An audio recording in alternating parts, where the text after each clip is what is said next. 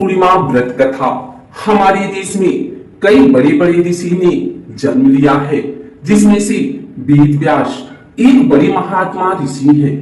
इनकी ना जाने कितनी सारी बातें आज भी हमारे देश को प्रकाशित कर रही हैं।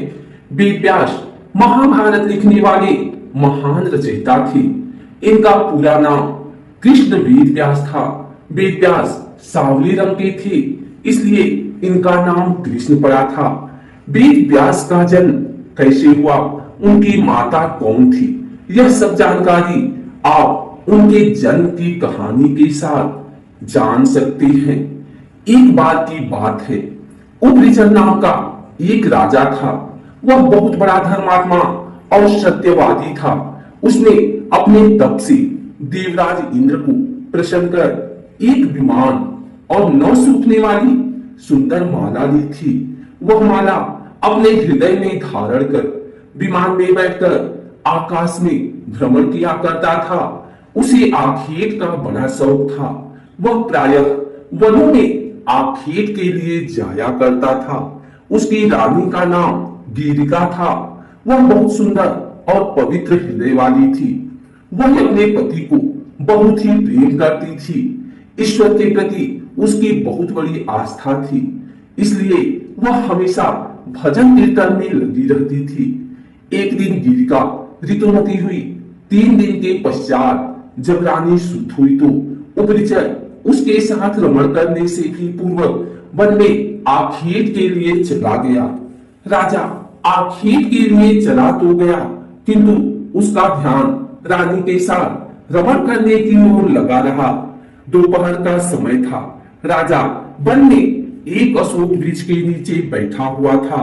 उस समय शीतल और सुगंधित हवा चल रही थी। मृदु स्वर में पक्षी गाना गा रहे थे। तब राजा का ध्यान रानी की ओर चला गया। वह रानी के साथ रमण के संबंध में मन ही मन सोचने लगा। राजा कामातुर हो उठा और उसका वीर्य स्खलित हो गया। राजा ने सोचा उसका वीर्य व्यर्थ नहीं जा सकता, अतः उसने अपने वीर्य को एक दूने में रखकर विमान में बैठे हुए बाहर पक्षी को बुलाकर उसे कहा, तुम इस दूने को ले जाकर मेरे रानी को दे दो, वह इसे अपने मार्ग में धारण कर लेगी। तब दूने को मुंह में दबाकर बाघ राजा की भवन की ओर उड़ चला। जैसे ही बाघ यमुना नदी के ऊपर से जा रहा था, दूसरी बाघ की नजर उस पर पड़ गई। यह देखकर दूसरा बाघ सोचने लगा कि बाघ अपने मुख में कुछ खाने का सामान ले जा रहा है, क्यों ना मैं उसके मुंह से यह सामान छीन लूं। यह सोचकर बाघ पहले बाघ के ऊपर झपट्टा मारा, जिससे बाघ के मुंह से दोना गिरकर यमुना नदी में बह गया। दोने में रखा वीर्य यमुना नदी में बह गया। तभी एक मछली की दृष्टि उस वीर्य पर पड़ी। उसने सोचा यह खाने की कोई वस्तु है और उसने उसे पानी के साथ निगल लिया। फलकता मछली गर्भवती हो गई। दासराज नामक मल्लाह को वह मछली शिकार में मिली। जब उसने मछली के पेट को बीचों बीच से काटा तो उसके पेट से एक बालक और एक बालिका निकले। उसने दोनों बच्चों को उपरिचर को भेंट कर दिया। उपरिचर ने बालक को लेकर बालिका को दास को वापस लौटा दिया। दासराज उस बालिका को अपने घर ले जाकर उसका पालन पोषण करने लगा। दासराज ने बालिका का नाम सत्यवती रखा। सत्यवती मछली के पेट से उत्पन्न हुई थी, इसलिए उसके शरीर से मछली की गंध निकला करती थी। अतः लोग उसे मत्स्यगंधा भी कहते थे।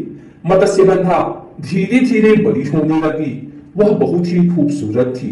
रात्रि को वह अपनी नाव पर बैठकर लोगों को इस पार से उस पार पहुंचाया करती थी। एक दिन दोपहर के समय महर्षि पराशर वहां जा पहुंचे। मत्स्यगंधा को देखकर महर्षि मुग्ध हो गए। उन्होंने कहा, सुंदरी, तुम्हें अपूर्व सुख मिलेगा, तुम मेरे साथ रमण करो। तब मत्स्यगंधा ने उत्तर दिया, महर्षि, आप यह कैसी बातें कर रहे हैं? दोपहर का समय है, आसपास लोग बैठे हैं, मैं आपके साथ रमण कैसे कर सकती हूँ? पराशर जी ने योग शक्ति से चारों ओर उजरा कर दिया। तब पराशर बोले, अब हमें कोई नहीं देख सकता, तुम निश्चिंत होकर मेरे प्रस्ताव को स्वीकार कर लो। मत्स्यगंधा पुनः बोली, महर्षि मैं कुंवारी हूँ, पिता की आज्ञा के अधीन हूँ।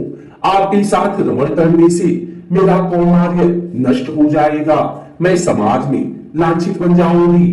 पराशर जी ने उत्तर दिया, तुम चिंता मत करो, मुझसे रमण करने के पश्चात तुम्हारा कौमार्य बना रहेगा। गर्भवती होने पर भी गर्भ का चिन्ह प्रकट नहीं होगा। मत्स्यगंधा फिर बोली, मेरे शरीर से मछली की गंध हमेशा निकलती रहती है। आप मुझे वरदान दे कि वह गंध सुगंध के रूप में बदल जाए और 4 कोस तक यह गंध फैलती रहे। पराशर जी ने तथास्तु कह। तब मत्स्यगंधा के शरीर से कस्तूरी की गंध निकलने लगी।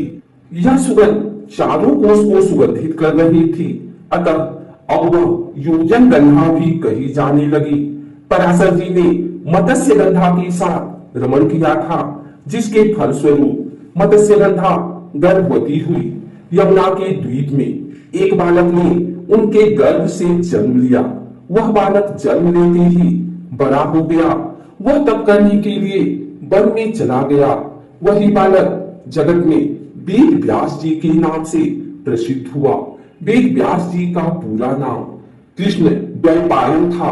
उनका जन्म 2 द्वीपों के बीच हुआ था, इसलिए वह द्वैपायन कहे जाते थे। वेदों के पंडित होने से उन्हें वेद व्यास कहा जाता था। वेद व्यास जी हमेशा अमर है। वह आज भी धरती पर मौजूद है और किसी किसी को दर्शन देकर कृतार्थ करते हैं। वेद व्यास जी के जन्म के कारण ही आषाढ़ माह की पूर्णिमा को गुरु पूर्णिमा के रूप से मनाया जाता है। तो यह रही वेद व्यास जी के जन्म की कहानी।